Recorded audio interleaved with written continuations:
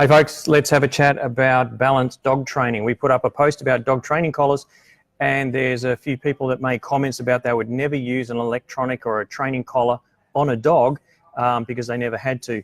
And you know what, that's already great, because if you've got a dog that's got instant recall and they come back all the time, 100% guaranteed no matter what, then perfect, you don't have to use a dog training collar on your dog. However, if you're in a situation where you can't trust your dog down the park and you want to let him off the lead and give them a lot of freedom around the park, but still have the ability to stop them and get them to come back and recall and train them over time for the recall, then you might have to look for a dog training collar.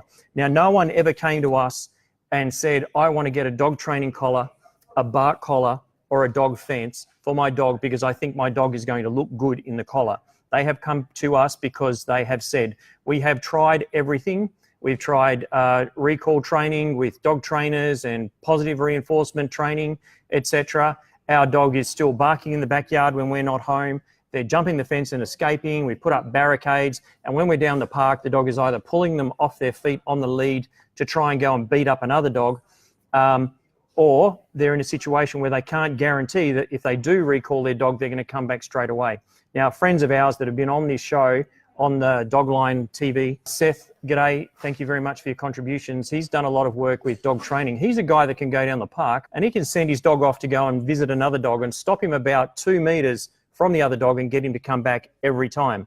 And he's actually done that with the use of correct training methods using low stim, complete control over his dog, whether he's has a collar on or not. And there's a few tricks that goes into that. It doesn't happen overnight. It does take work. So don't think that because someone is using a remote trainer that they're trying to get the easy way out. Usually they spend a lot of money already trying to find the way to keep their dog secure. Now, here's a situation where you have dogs with different desires and temperaments.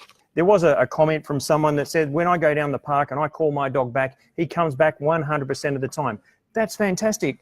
Congratulations, you've achieved what a lot of people only wish they could achieve. But there are people who go down the park and they can't guarantee that if their dog sees a rabbit on the other side of the park that the dog's not going to take off and never come back. And it comes down to desires, folks. It's not bad training or bad dog ownership.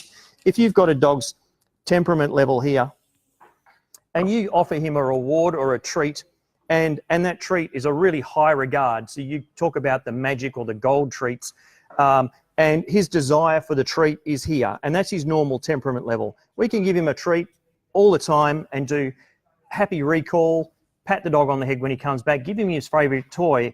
But if you get a dog where his adrenaline and his interest in something else spikes up to here because he's seen another dog, more interested in what's going on the other side of a busy road, he's seen a kangaroo in the distance and he wants to chase it, then his desire is peaking up about here.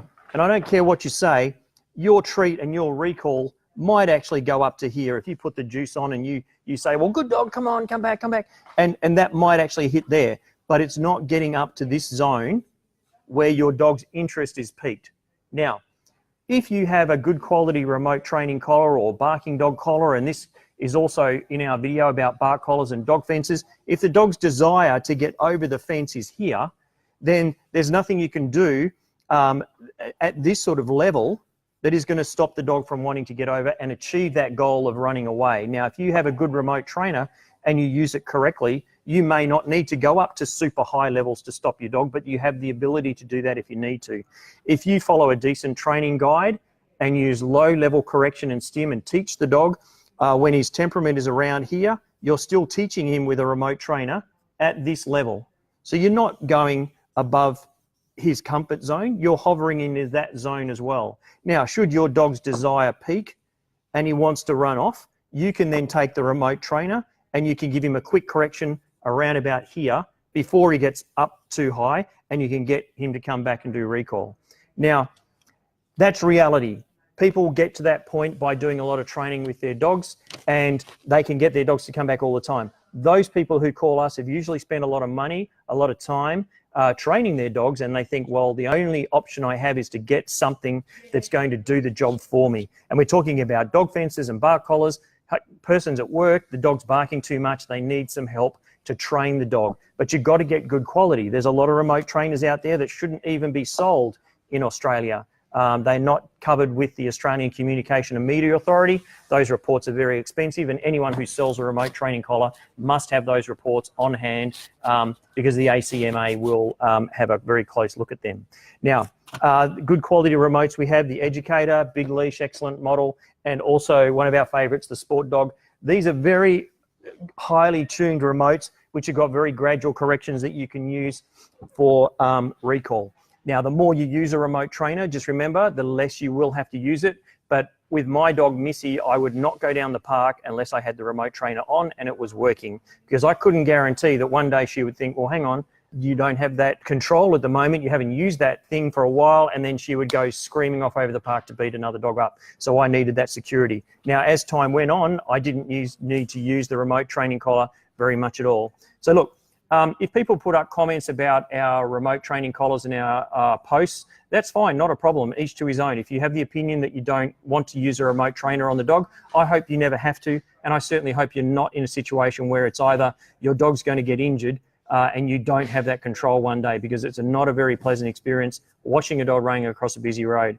But if you need advice on it, please call us. Our number is 1300-THE-DOG, 1300-843-364. We can go through the issue you're having with your dog at the time, and we're also be able to have a chat about what product might suit your dog and give you long-term success. It's no good getting something that's not suited to your dog, because it's no good for you, no good for us, no good for our industry either. Anyway, give us a call for a chat, 1300-THE-DOG, 1300-843-364. Thanks for tuning in. We will see you next week. Bye.